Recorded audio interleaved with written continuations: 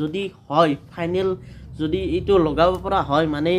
ফাকুৱা হৈ যায় তেতিয়া আপোনালোকে বনাবৰ গোলাপ ফুল এনেকৈ Hello friends, welcome back to my YouTube channel Himanshu Vlog. প্ৰথমতে আপোনালোক সকলোকে মোৰ ভিডিঅ' চাই কৰাৰ বাবে বহুত ধন্যবাদ। সকলোৱে জানে যে হোলি আহিছে আৰু হোলিত আমি বজাৰৰ পৰা ফাকুৱাসমূহ আনিম বা হোলিসমূহ আনিম আৰু গালত লগাম। কিন্তু এই হোলিসমূহ আমাৰ স্কিনৰ কাৰণে একদম 100% সেফ হয়নি। ইয়াত কিমান পাৰ্চেন্ট কেমিকেল থাকে আপোনালোকেতো জানেই সকলোৱে আজিকালি সব ভেজাল হৈ গৈছে। হয় হাৰ্বেল হোলি পায় মানে প্ৰাকৃতিকভাৱে বনোৱা হোলিও পায় বজাৰত কিন্তু সেইবোৰতো গোটেই 100% মানে একদম পিওৰ বুলি ক'ব নোৱাৰি কিন্তু আমি যদি ঘৰত নিজে বনাও সেইটোতো 100% পিওৰে হ'ব প্ৰাকৃতিকভাৱে গতিকে আজি আমি 100% একদম ধুনিয়া অৰ্গেনিক মানে হাৰ্বেল হোলি বনাম ঘৰতে আৰু হোলি বনাবলৈ আমি ইউজ কৰিম এইফালে আছে চাওক গোলাপ ফুল আৰু গোলাপ ফুলৰ বাহিৰে আপোনালোকে বিভিন্ন ধৰণৰ ফুল ইউজ কৰিব পাৰে যেনে এইবিলাক চাও আমাৰ ইয়াৰ আছে একদম বেঙুনিয়া নীলা কালাৰৰ ধুনিয়া ফুল আৰু এইফালে আছে নাৰ্জি ফুল একদম চাও এইবোৰ কিন্তু যেহেতু মই আগতে এনেকুৱা হোলি বনোৱা নাই গতিকে এক্সপেৰিমেন্ট টাইপৰ এনেকুৱা ভিডিঅ' এইটো জাস্ট বনাই চাম কেনেকুৱা হয় গতিকে অলপ সামগ্ৰীৰে বনাম গতিকে এইটোৰে বনাম আপকেটা ফুলি আছে ধুনিয়াকৈ চিঙিব বেয়া লাগে তথাপিও আৰু যেহেতু বনাব লাগিব চিঙি দিও আৰু উপায় নাই এই গোলাপ বেয়াছে নাপি দে আৰ আমাৰ এইবোৰ আছে বহুত গোলাপ লাগিব হিয়া সব কিমান গোলাপ লাগিব এই বহুত আছে ইয়াত তো এনেকৈ লৈ ললো গোলাপ ফুল চিঙি দিলো ইয়া সব প্ৰায় গোলাপ ফুল এনেকৈ চিঙি এক প্লেট কৰিলো আৰু এই প্লেট এতিয়া গোটেইখিনি মিক্সিত ধুনিয়াকৈ পিছি ল'ব লাগিব যাতে একদম মানে একদমে পিছি যায় মানে একদম মানে চাই থাকক পিছি লম মিক্সিত দিয়াৰ আগত ধুনিয়াকে ধুই লও কাৰণ ধুলি বালি লাগি থাকিব পাৰে তো গতিকে ইয়াক ধুনিয়াকে অকনমান ধুই লও যাতে ধুলি বালিখিনি গুচি যায় তাৰ ওচৰৰ কথা নাই এ চাওক চাফা হৈ গল আৰু ইয়াৰ পৰা গন্ধ যি ওলাইছে নহয় হা কি ধুনিয়া গন্ধ খালে আমাৰ মিক্সি ৰেডি আৰু ইয়াত এতিয়া ভৰাই দিয়া কথা মানে গোলাপ ফুলৰ পাহিবিলাক এ চাওক ধুনিয়াকে মই ভৰাই দিলো পাহিবিলাক এতিয়া এটো চলাই দিব লাগিব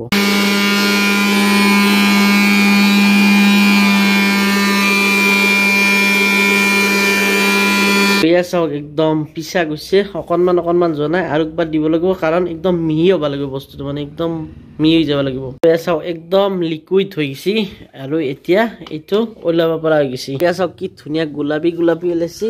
ওয়াও মজা কালাৰ আছে হৈ গল আমাৰ গোলাপ ফুলৰ পেষ্ট ৰেডি আপোনালোকে হয়তো ভাবিছে ইমান ডাঙৰ চৰিয়াটো কি হৈছে কাৰণ ইয়াত দিব লাগিব আৰু এটা বস্তু এইটো লিকুইড টাইপৰ হ'ল আৰু এটা গোটা বস্তু দিব লাগিব আপোনালোকে ইয়াত দিব পাৰিব মাকৰ গুৰি বা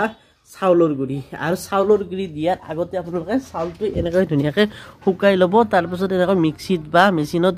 যিকোনো ডাঙৰ মেচিন বা সৰু মেচিনত এনেকৈ বটি বা ঢেঁকীটো খুন্দিব পাৰে কিছু মানে ঢেঁকী আছে যদি ঘৰতে তো খুন্দি একদম মিহি কৰি ল'ব লাগিব আৰু চাউলটো এই কাৰণে ধুব দিছো কাৰণ তাত কিবা কেমিকেল থাকি যাব পাৰে বা কিবা বেয়া বস্তু থাকিব পাৰে গতিকে ধুই দিয়াৰ পিছত ধুলি বালি যি ছিল নোহোৱা হৈ যাব আৰু এয়া চাওক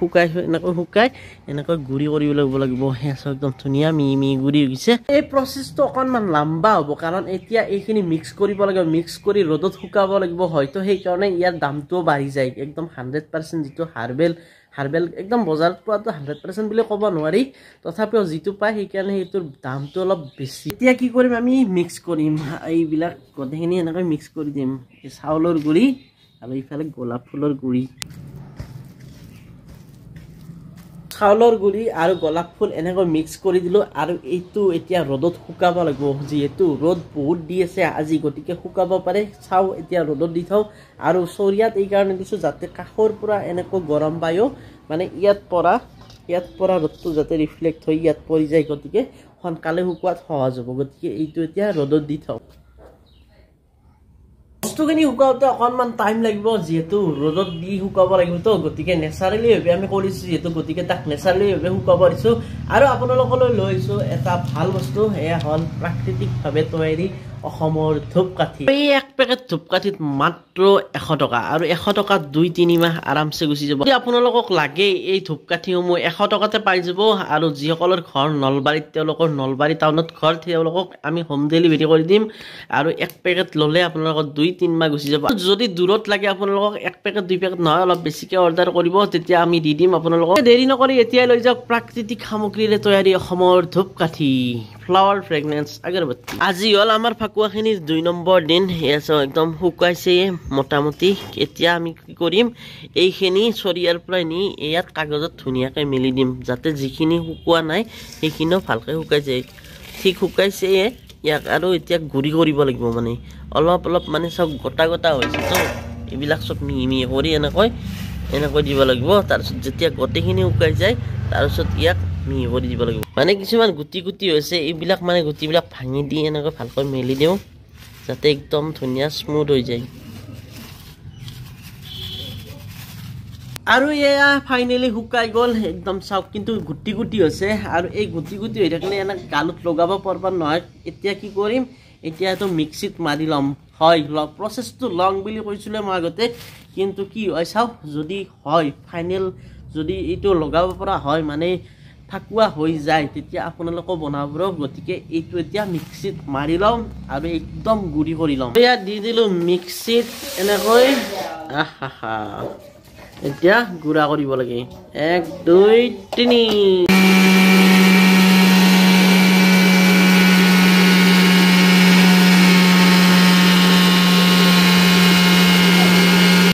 হৈ গল এয়া চাও একদম কি থোৱা দোৱা লাগিছে মজা একেবাৰে ফাইনেল ৰিজাল্টটো আছে ইয়াৰ ভিতৰত তো কেনেকুৱা হল এতিয়া উলিয়াই চাম এইখন কাগজ আছে ইয়াত আৰু কাগজখনৰ ভিতৰত উলিয়াই চাও কেনেকুৱা ওয়াও একদম স্মুথ হৈছে